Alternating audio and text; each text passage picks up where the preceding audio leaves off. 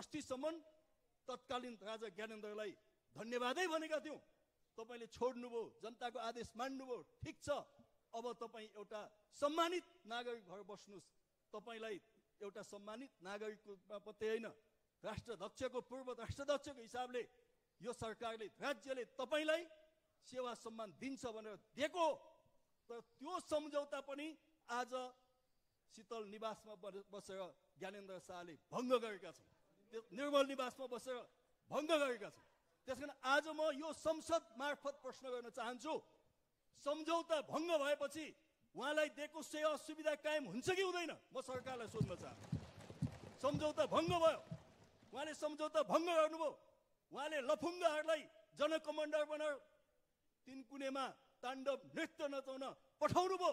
तपाईले यही शब्दमा आपत्ति गर्नुभयो। म 10 पटक भन्छु यो शब्द।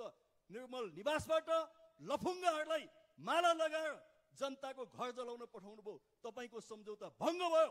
त्यसकारण म भन्न चाहन्छु कि तपाईमाथिको सेवा सुविधा अब के हुन्छ? सरकारले जवाफ दिनु पर्यो।